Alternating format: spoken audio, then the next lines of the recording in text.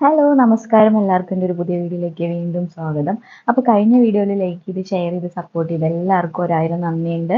അപ്പോൾ എന്താ പറയുക, ഞാൻ ചെയ്യുന്നതെന്ന് വെച്ച് കഴിഞ്ഞാൽ നേഴ്സിംഗ് റിലേറ്റഡ് ആയിട്ടുള്ള ദുബായിൽ നേഴ്സായിട്ട് വരാനിരിക്കുന്ന നേഴ്സോ വന്നവരോ അല്ലെങ്കിൽ ഇവിടെ വല്ല എന്തെങ്കിലും അറിയില്ലാത്തതുകൊണ്ട് സ്ട്രഗിൾ ചെയ്യുന്നവരോ അല്ലെങ്കിൽ നേഴ്സിംഗ് റിലേറ്റഡ് ആയിട്ടുള്ള എന്തൊരു കാര്യം നിങ്ങൾക്ക് എന്നോട് മെസ്സേജ് ആയിട്ട് ചോദിക്കാം.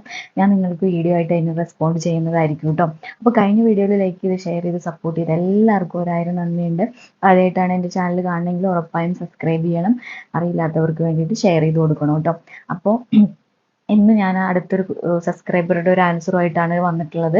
അതായത് സബ്സ്ക്രൈബർ ചോദിച്ചത് എന്താണെന്ന് ചോദിച്ചു കഴിഞ്ഞാൽ, ഇപ്പോൾ യു എയിൽ ഒരു അസറ്ററ്റിക് ക്ലിനിക്കിൽ 1 ഇയർ എക്സ്പീരിയൻസ് എടുത്തതിന് ശേഷം നമുക്ക് വേറെ ഹോസ്പിറ്റലിലൊക്കെ ജോലിക്ക് എടുക്കുമോ, അല്ല നമ്മൾ സെയിം ആ ക്ലിനിക്കിൽ തന്നെ കണ്ടിന്യൂ ചെയ്യണോ എന്ന് ചോദിച്ചിട്ടുണ്ടായിരുന്നു. അപ്പോൾ ഞാൻ പറയട്ടെ, ഇപ്പം ഞാൻ മുന്നേ ആദ്യം ഹോസ്പിറ്റലിൽ വർക്ക് ചെയ്തു. അതിനുശേഷം ഞാൻ കുറച്ച് നാൾ ഡെൻ്റലിലായിരുന്നു. പിന്നെ കുറച്ച് നാൾ ഡെർമയിലും ഡെൻ്റലും അങ്ങനെയൊക്കെ ആയിട്ട് നിന്നു. ഇപ്പം ഞാൻ ഹോസ്പിറ്റലിലാണ് വർക്ക് ചെയ്യുന്നത്. അപ്പോൾ അതിൽ നിന്ന് തന്നെ നിങ്ങൾക്ക് അതിൻ്റെ ആൻസർ കിട്ടിയെന്ന് വിചാരിക്കുന്നു. അപ്പോൾ നമ്മൾ പ്രീവിയസ് എവിടെ എക്സ്പീരിയൻസ് എന്നുള്ളതിനെ കുറിച്ച് ഒരു കുഴപ്പമില്ല. ഹോസ്പിറ്റലിൽ എടുക്കുന്നതിന് നിങ്ങൾക്കിപ്പോൾ അനസ്തെറ്റിക്കിൻ്റെ ആ ഒരു ക്ലിനിക്കിൽ നിങ്ങൾക്ക് നല്ല എക്സ്പീരിയൻസ് 1 ഇയർ കഴിഞ്ഞു. അപ്പോൾ നിങ്ങൾക്ക് അവിടെ സാലറി ഓക്കെ അല്ല, 100 സാലറി വേണമെങ്കിൽ നിങ്ങൾക്ക് വേറെ വേണമെങ്കിൽ ചൂസ് ചെയ്യാം.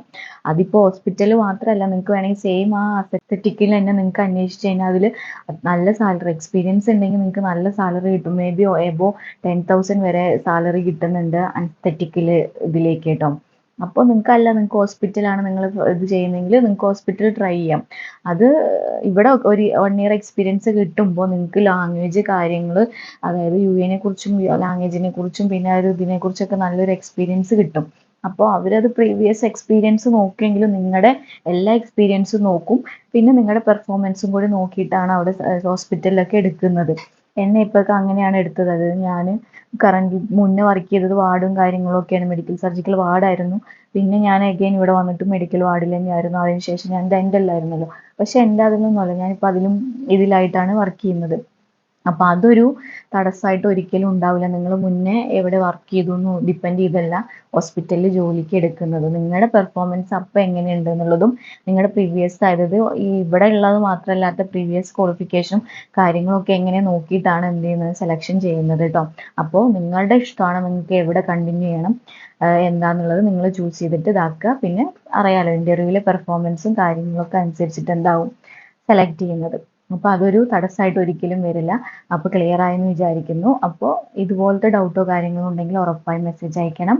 ഞാൻ വീഡിയോ ആയിട്ട് ചെയ്യുന്നതായിരിക്കും. പിന്നെ ആദ്യമായിട്ട് എൻ്റെ ചാനൽ ആണെങ്കിൽ ഉറപ്പായും എന്ത് ചെയ്യുക, സബ്സ്ക്രൈബ് ചെയ്യണം. ഫേസ്ബുക്കിലാണെങ്കിൽ ഫോളോ ചെയ്ത് സപ്പോർട്ട് ചെയ്യണം കേട്ടോ. Thank you for messaging me, thank you for supporting me, thank you for by.